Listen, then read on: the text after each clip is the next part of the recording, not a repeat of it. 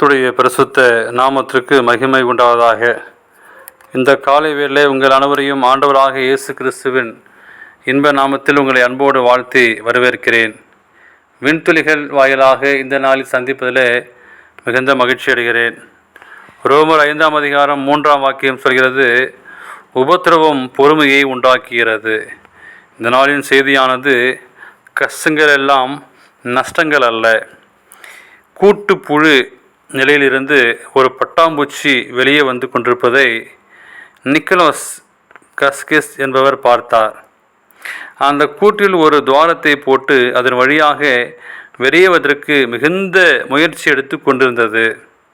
அதை பற்றி அவர் சொல்வதை கவனித்து பார்த்தால், அந்த போராட்டத்தை பார்த்த நாம் பொறுமை இழந்தவனாக குனிந்து அந்த கூட்டுக்குள் ஊதினார்.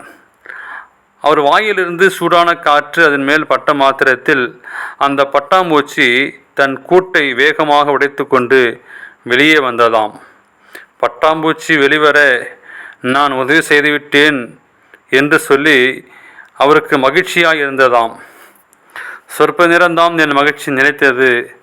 இப்பொழுது அந்த பட்டாம்பூச்சி பறக்க முயன்றது, ஆனால் முடியவில்லை. அதன் சிறகுகள் கசங்கி துவண்டு போய்விட்டன. அந்த பட்டாம்பூச்சி நடுநடுங்க ஆரம்பித்தது. எனக்கு என்ன செய்வதென்று தெரியவில்லை.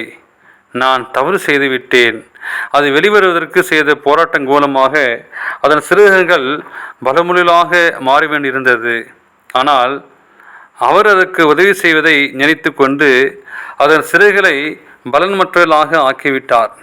சற்று நேரம் போராடிய அந்த பட்டாம்பூச்சி என் கையிலே மாண்டு போனது. என் மனது மிகவும் வேதனை இழந்தது. உதவி செய்ததாக நினைத்து கொண்டு இந்த பட்டாம்பூச்சி கொண்டு விட்டேன் என்று சொல்லி வருந்தினார். ஒரு மனிதன் வளர வேண்டுமானால் இலவசங்கள் அவனுக்கு அதிகமாக உதவி செய்ய முடியாது. ஏதோ ஒரு சமயத்தில் ஏதோ ஒரு அளவிற்கு இந்த உதவிகள் பயந்திரலாம். எப்பொழுதும் இலவசங்களையே சார்ந்திருப்பவர்கள் வாழ்க்கையின் போராட்டத்தை சந்திக்க முடியாதவர்களாக மாறிவிடுவார்கள்.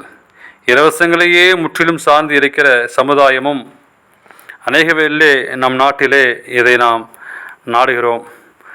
சமுதாயமும் நாடும் வீடும் வளர்ந்ததாக சரித்திரமில்லை. எனவே அவையெல்லாம் நாம் பெற்றுக்கொண்டு நம்முடைய சோம்பேறித்தனத்தை நாம் காட்டுகிறோம்.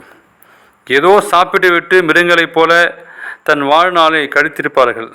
ஆனால் மனிதன் சாதிக்க பிறந்தவன். நீங்கள் நானும் சாதிக்க வேண்டும். சாதிப்பதற்கு அவனுக்கு போராட்டம் தேவை. அவருடைய வாழ்க்கையிலே போராட்டம் இருந்தால் நிச்சயம் வெற்றியடைய முடியும். எனவே போராடுவோம், நாம் வெற்றியை மேற்கொள்வோம். தேவன் தாமே உங்களை ஆசீர்வதிப்பாராக. ஆமேன்.